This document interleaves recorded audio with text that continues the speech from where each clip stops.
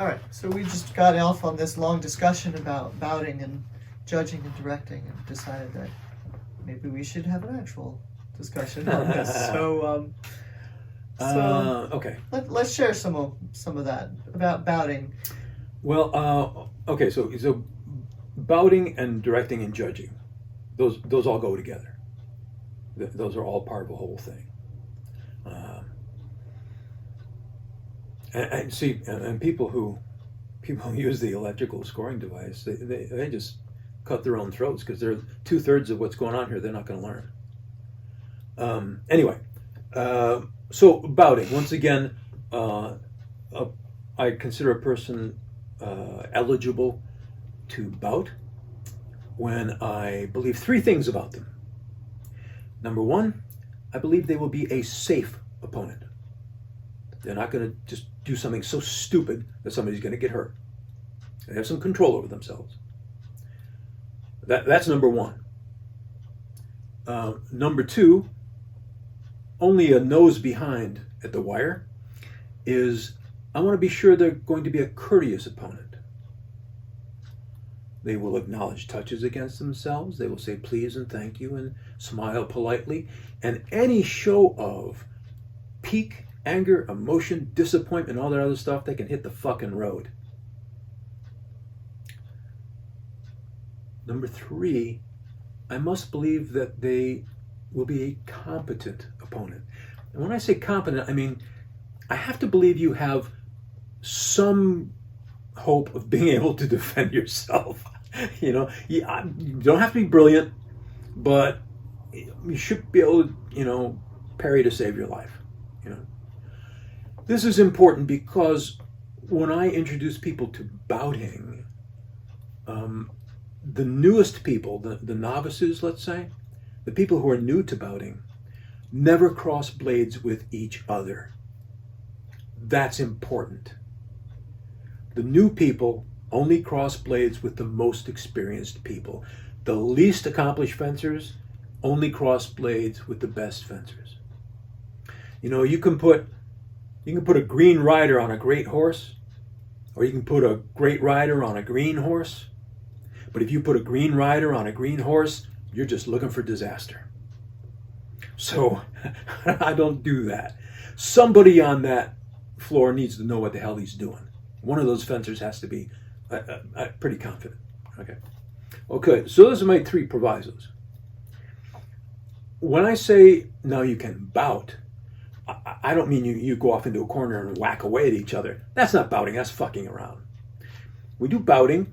You're on the strip, there's a director and there's judges. And that's how we bout. And that's the only way we bout. Now this gets into a couple of things that I think are critically important. And you abandon them at your peril. One is, it is always the obligation of the fencer to acknowledge touches he or she believes they have received. Always, always, always. No exceptions. Not no time, not no how. You always acknowledge touches against yourself, and you never claim a touch against your opponent. Okay? That's a given. This begins to cultivate the belief that the truth is more important than your own self-interest. Golly, there's a concept. That telling the truth is more important than benefiting yourself.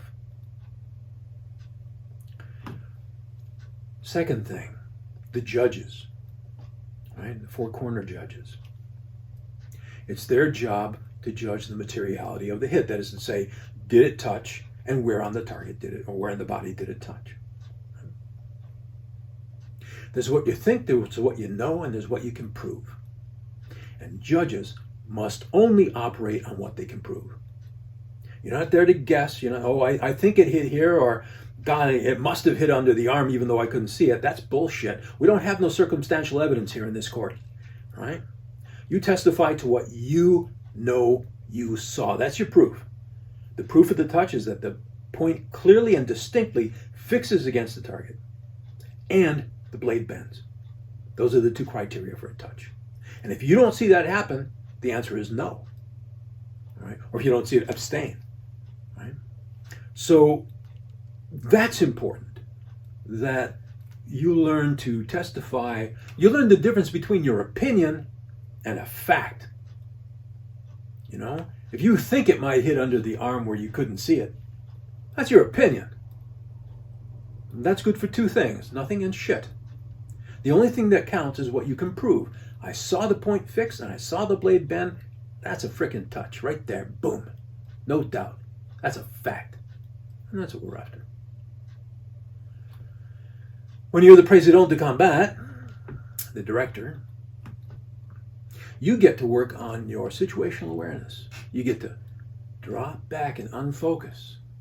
And instead of looking at the particulars of each fencer, which will drive you crazy in about 4.6 seconds, you get to drop back and see the pattern, see the flow of the action. You know? You have to remember that your job as the président de combat is not to describe the action. Your job is to analyze the phrase. So that means there are only a very few words that you should ever say as the director. You know, attack, riposte, counter-riposte, counterattack. You describe the actions. You say, from my left, from my right, blah, blah, blah, right? You boil it all down and say, you hear these guys say, well, let's see, there's a fencer on my right comes forward with a bop-de-bop, and the fencer on the left does a loop-de-loop, and then, you know, who gives a fuck? That's not analyzing the phrase. You know, we're not blind. This isn't radio. We saw what happened. Now analyze it. Right? So there's this three-way learning process going on here. The fencers are learning something. The judges are learning something. And the director's learning something. And they all complement each other's learning. I think that's a pretty good tool. I don't see why anybody would throw that out and not do it. Just my opinion.